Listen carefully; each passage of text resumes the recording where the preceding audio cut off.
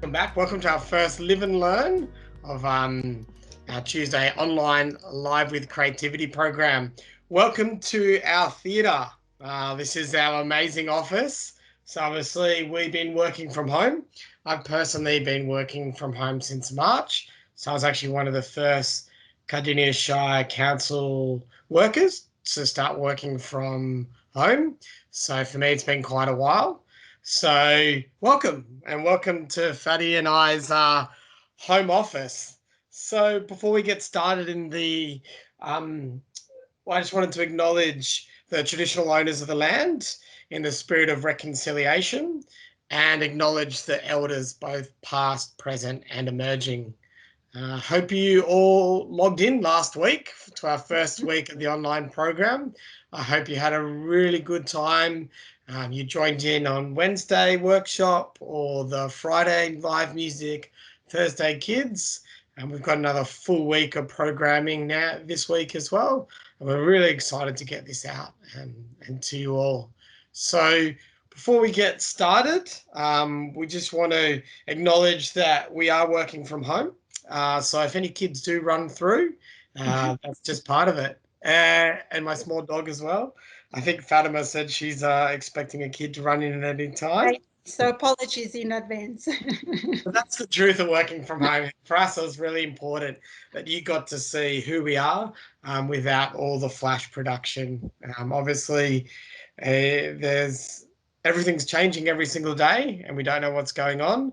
So we want to just acknowledge that, and also we're here for you guys. So if you have any more questions you want to send through, keep them coming. This is the Tuesday Live and Learn with Fatima and Dave.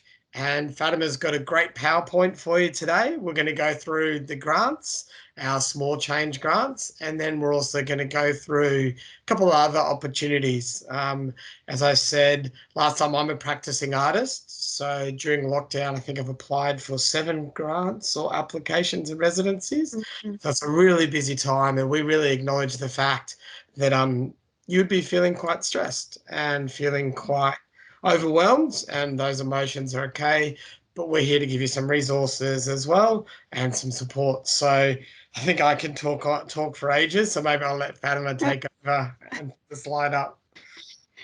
Is Dave.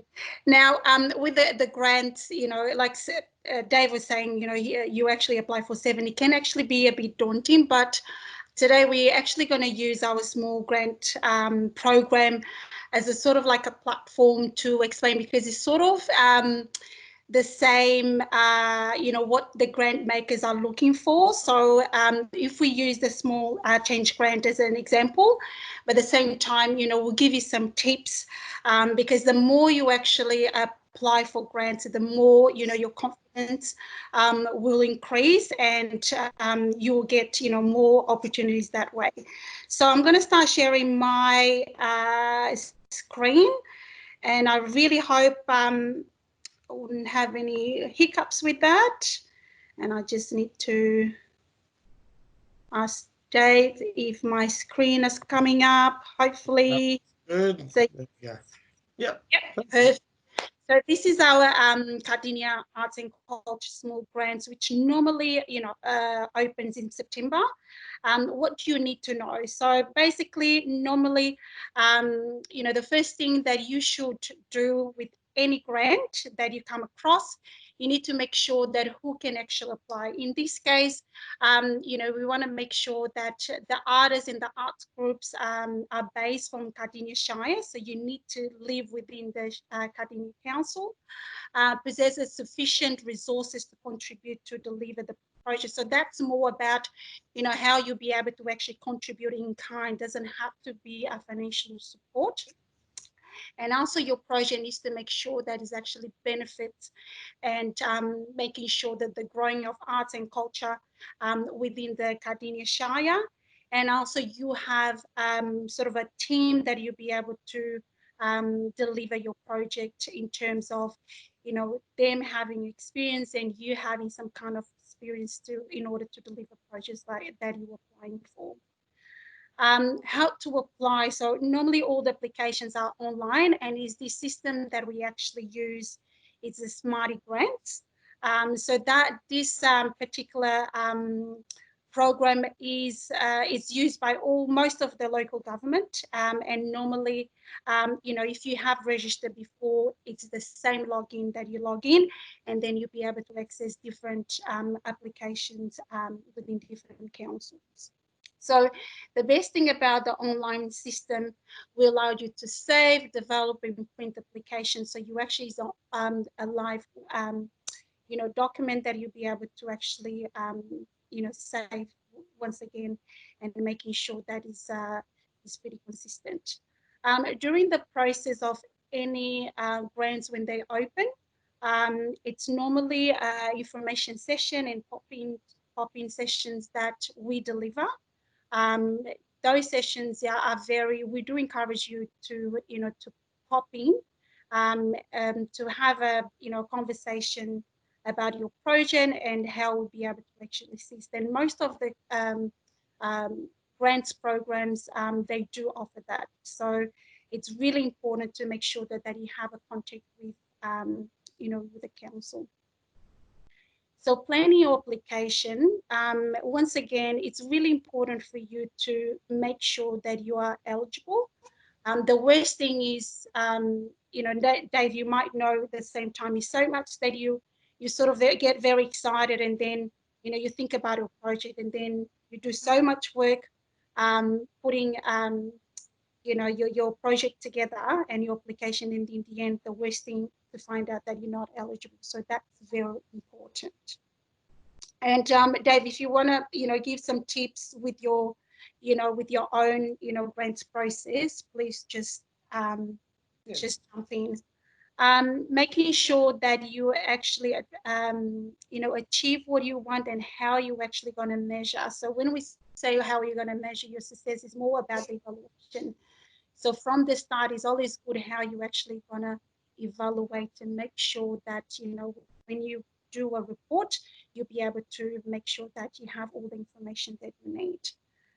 Plan your budget. It's very important with budgets. I have, applicants that, call last minute with a budget, but I always encourage for the budget to be maybe one of the first things that you actually do, because it is a reflection on your project, how they're actually being delivered. And if you understand your project, it's easier for you to actually deliver your program. Making sure that you have confirmation from your stakeholders, you have consulted with them, you have, a support, either it is a support letter, to actually, be able to put a bit of more weight on your application. And once again, yep, sorry, Dave, yep. No, I was just going to say support letters are great, because Yes. support letters are an opportunity for you to show that who you say you are, is someone that's actually going to support that, and they're actually going to say, it's an opportunity for you to show you how what you're saying is true, and also the project you want to do is achievable, and also to insert some extra information into your application through a support letter. So one or two letters minimum, I'd say. That's right. Yes. Yeah. And then one of the, the main thing I think for us is to make sure that you give us a call. And I'm pretty sure, Dave, you probably have, that experience of, it can be very daunting, making the first contact sometimes, because you're always going to think, oh my God, is that the right project? But, it's the best to actually have the conversation with an arts project officer, and they will be able to give you a bit of more guidance. And then, once you have that conversation, you will probably feel much confident in applying. So one of the things, the last thing that when you plan your applications, just to make sure that you look what kind of documentations, a grant program requires. So that is very important, which it will be part of the process. With the project criteria, I'm just going to talk a bit about just some of them, but once again, any grant opportunity, the first thing as well that you need to make sure that it meets the criteria most of the grant programs, they want to make sure they have a specific criteria. So even if you have to, change a little bit of your project in order to accommodate those criteria is very important. Mm.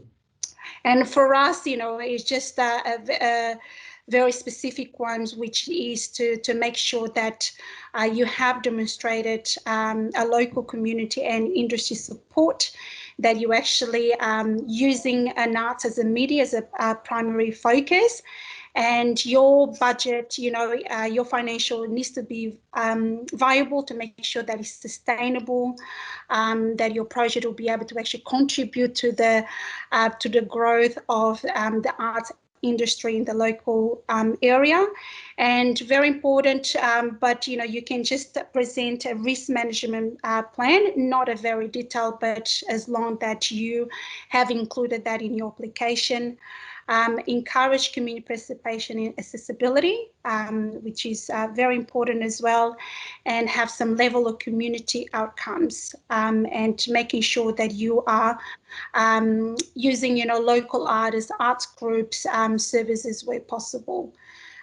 So for us, for this particular program with small change grants, it is great for us to receive new applications, and, the priority will be given to new projects. So that's that. The things that we don't fund, and once again, any arts grants, they do state what they not fund.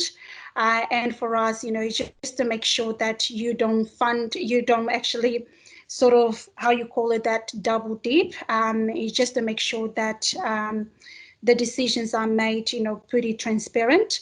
So one of the things that we don't fund is, recurrent, projects, programs or projects that are responsible of Victoria government, like, for example, schools, initiatives that is actually gives negative impact on the existence of the arts and culture in the Shire, general administration costs in terms of, maintenance, and cash and commercial gifts. So this is some of the the projects that we don't actually fund. Who actually assess the applications is the council officers. Any other grants program, sometimes you can have external, evaluation panel, but in our cases, we do make the assessment, and then is actually approved by the CEO. So once it's approved by the CEO, is actually the final decision.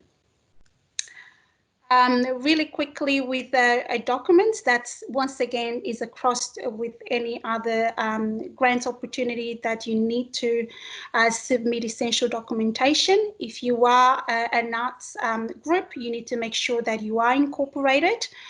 You will be able to provide an ABN number, a financial statement. It doesn't have to be an audited one, as long as that is signed by the treasurer, and public liability insurance. So Dave, for you as a public liability insurer, is something that is really hard to organise, or? No. So if you're an individual artist, to organise public liability, you've really got a few options. The first one is to organise the public liability yourself. You can go to companies like Duck for Cover, or NAVA, National Association of Visual Artists. They're professionals. So they're two groups. The third option, or the second option, sorry, is to go and have a company auspice it for you. The company I would recommend and I regularly use is Auspicious Arts, which we'll talk about later. Now, for Auspicious Arts, they'll actually manage the finances for you as well, and then they'll provide all the insurance you need. So work cover, public liability, volunteers insurance. So they're a really good option. Now, just to give you a quick comparison, Yarra Ranges Council require all grants, if you're an individual, or grant applications to be auspiced. So I always use Auspicious Arts. It only costs you if you're successful. So if your grant is successful, you're going to pay, I think it's not even 10%. So I think it's like $48 out of $1,000 to have Auspicious Arts auspice your grant, and then they'll provide all the insurances for you. The other advantage is if you feel uncomfortable in your finances, they'll actually go through that. Because they're responsible for your finances, they'll work through that with you as well. Small grants like this one is a great learning opportunity. So you can make mistakes and we're going to be a lot easier on you. And then if you go for somewhere like Creative Victoria or Australian Council, they're going to be a lot tougher. And the field and the pool of people applying is a lot more professional, obviously. I mean, I'm not saying you're not professional, but it's changed. more competitive.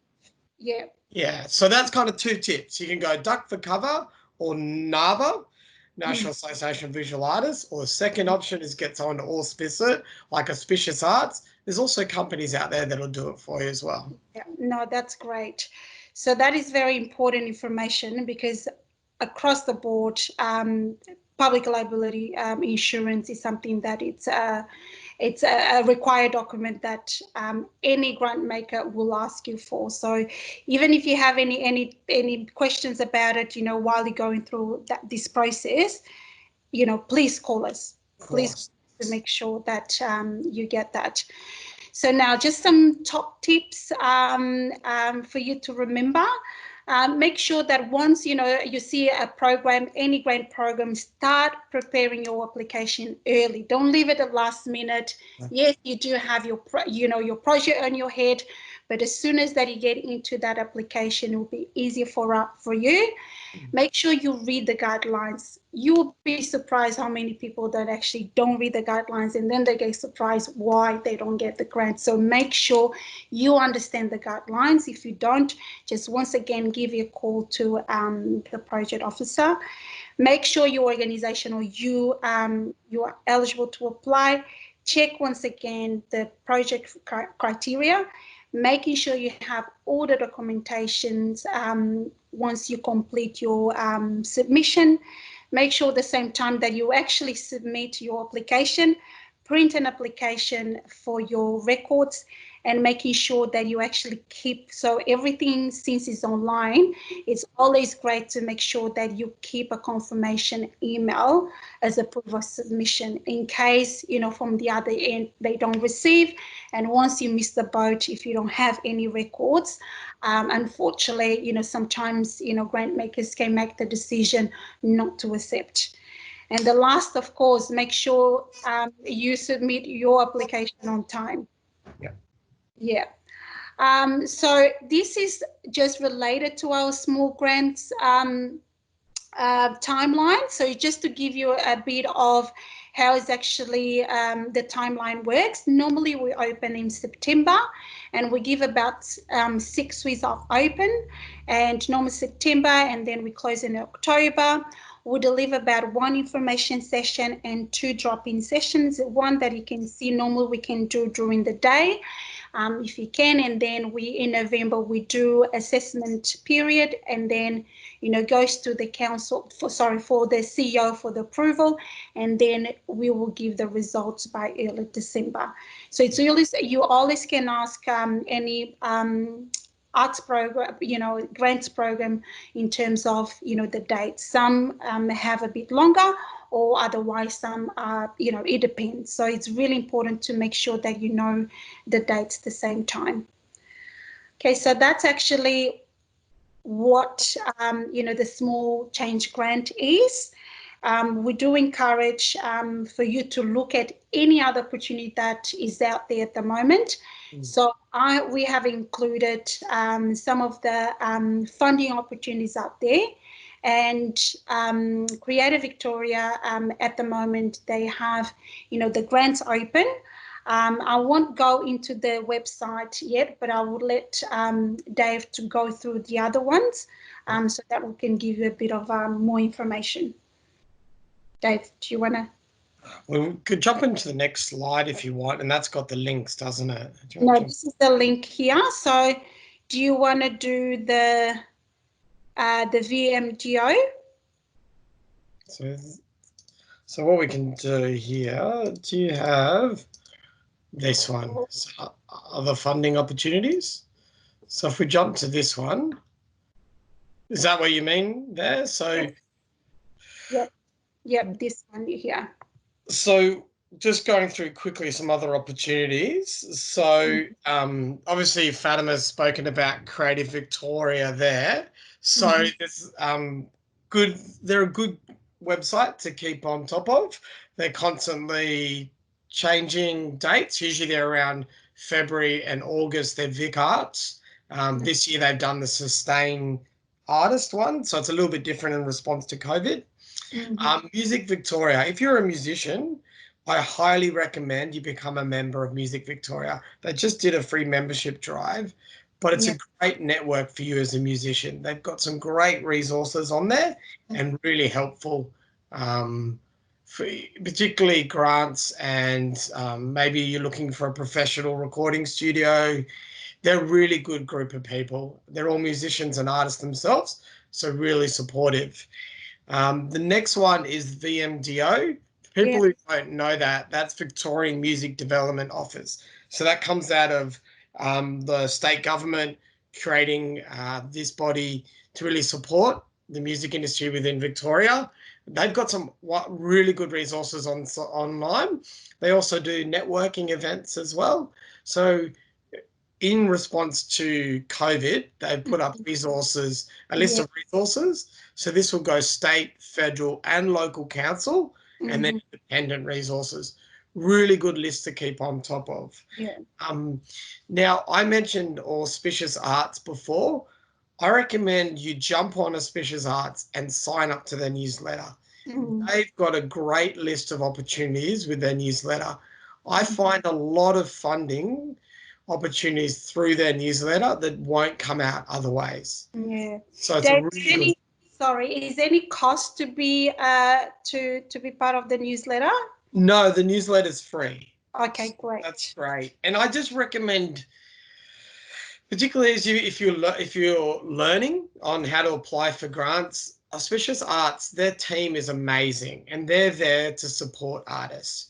I'm not associated with them at all. It's just myself. If I was going to give any tip to go on a bit of a tangent, is create a team around you. So the more organized you are and the more resources you have available, the easier it will be to apply. So if I have a grant and I'm saying, okay, I want to document it, I've got 2 or 3 videographers I can go to give me the quote. If I need to have it all spiced or it's a larger grant and I don't want to deal with finances and insurance, I go to Auspicious Arts.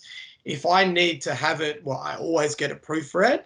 I've got a team of proofreaders and they're not just artists. I have a couple of people who will be professional arts, I guess you'd call them arts industry workers, and then artists, and then people that are really good at grants and but outside our industry. So I've got one particular person that I go to that she works with applying for bids with the UN and that level. So not saying you need that quality of work and probably won't make a difference anyway, but they can see things that you won't see and they can understand the grant. They're coming out of it not attached. So keep it simple. And by keeping it simple is by getting someone who's not an artist because we like to waffle. You can probably tell I love to waffle. Let's go on. So Arts Hub is another great one. As Fatima and I were talking about this, if you can, pay for your membership. Yes. And also keep in mind through university, I know through RMIT, I got free membership. So talk to your organisation, talk to university and see if you can get a membership. I've got some great job opportunities through there. I've also got some great grant opportunities. It's also where Cardinia Shire Council puts all their public art opportunities, all our grant opportunities, all our residency opportunities. So everything we put out, we put through Arts Hub. We recommend you jump on there and become a member. It's worth the time. And particularly for employment, great jobs are up there as well.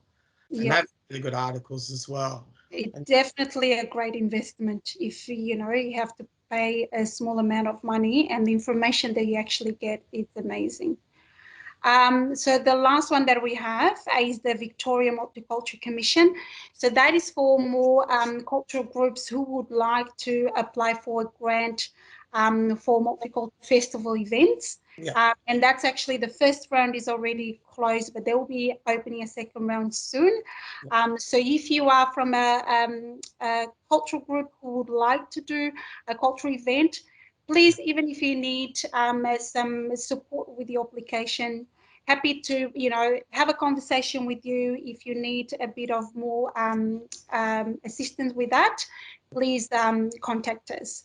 Yeah. So this is sort of our funding opportunities today, and I really hope today was sort of like just just to open doors for you. Maybe, we have thought about applying, but sometimes, like I said, it can be very daunting in terms of, looking at the application, looking at guidelines.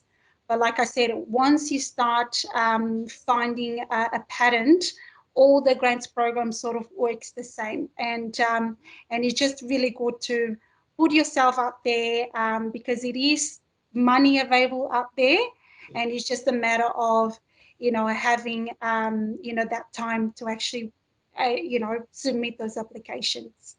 I mean, one last tip I'd give is don't be daunted. And the way you can save yourself stress is by being organized. As you begin to apply for grants, you begin to notice that a lot of the required support material or the writing becomes similar. So I'm very organized. Actually, I say very, I'm organized. Let's not say very, but I'm organized that I have a folder for each year going all the way back to 2017 for every funding opportunity that I've applied for.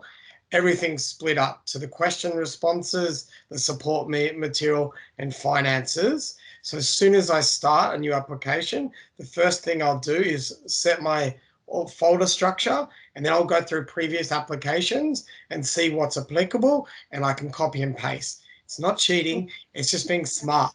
Work smarter, not harder. And That's right. talk to us. If you've got questions, start writing them down and ask the officers. And the other one is always get feedback if you can, because that feedback will give you insight into what you could improve, or why you weren't successful. And I know email, if you can get feedback through email, then you've suddenly got it all written down in the officer's words. Phone call sometimes is a bit more personal because you can hit them, but don't be daunted. We're here and we can definitely help out. That's right. Actually, another tip that I forgot to mention is some of the grant programs, they will have projects that they have funded the year before. So you can sort of have a sense what kind of projects that they look after, they want to fund. So they'll give you a bit of more, direction where your project should be. So I think that is our tips. Yeah. Hope you don't see this chip. Yes, that's it for us today. And I hope you got some information from us, but please keep submitting your questions. Yep. Send it either to our email, which is arts@cardinia.vic.gov.au, or otherwise, post it on Facebook. Is that right, Dave? Yeah, jump on our Arts and Culture Cardinia Shire Facebook page, send us a message through there or the email, and we'll be checking that the next week. We've got some great online programs as well. So thanks for joining us. Bye, everyone. Thank you. See ya. See ya.